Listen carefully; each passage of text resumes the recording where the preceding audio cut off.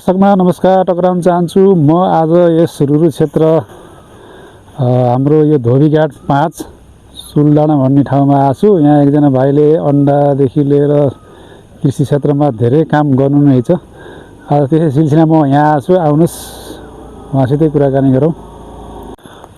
हेर्न सक्नुहुन्छ यो अन्डा उहाँले यो दैनिकी कति जति हुन्छ अन्डा लगभग?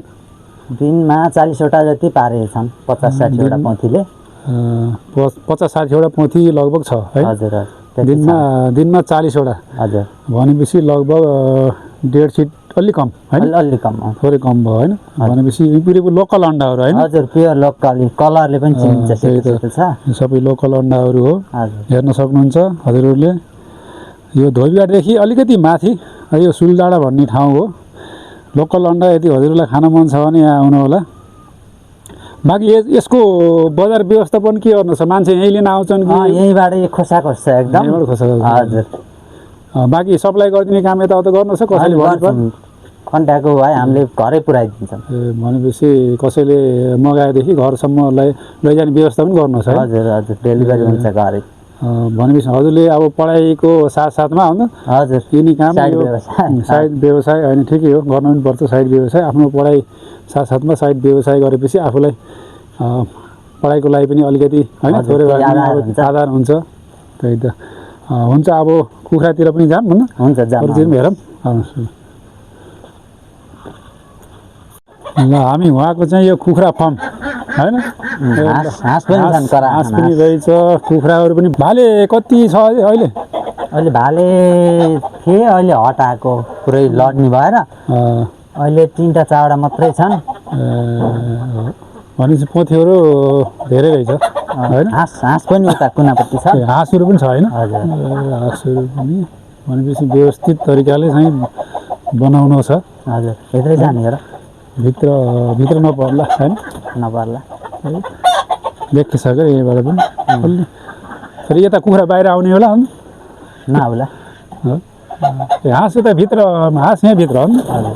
ल हुन्छ।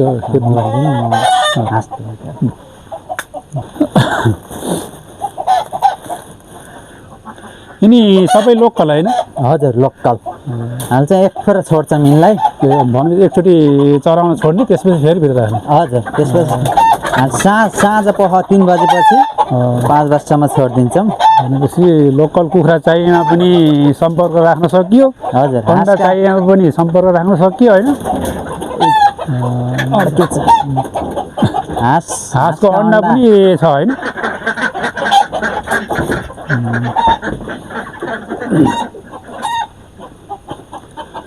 अन्य चाहिँ गाईहरू पनि पाल्नु छ क्या?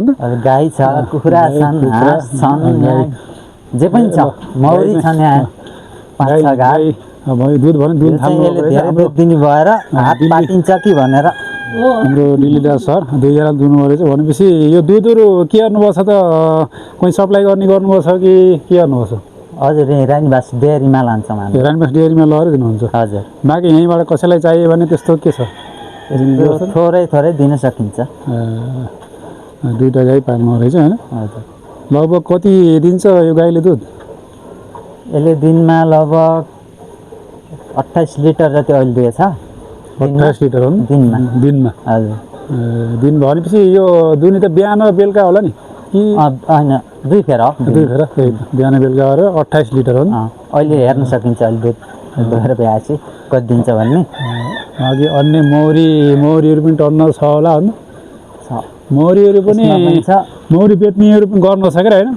हजुर, कसैलाई चाहिए दिन सकिन्छ। म फेरि के छ, म पनि बेच्ने गर्नु छ कि मौरीको घार मात्रै हो कि? म अहिलेलाई छैन, उत्पादन खासै गरे छैन। यो जाडोले पनि होला। यो जाडोले हो नि, त्यो पनि होला।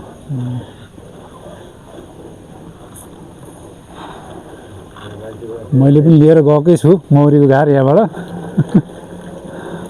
दुध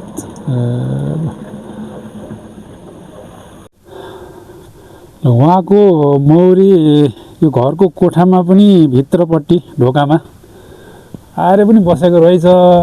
हेर्नुहोस्, ओहो है, मौरी त यस्तोमा आएर पनि हो सधैँ यहाँ छोड्दैन। हेर्नु त यो ढोकामा झ्यालमा आएर कस्तो मजाले।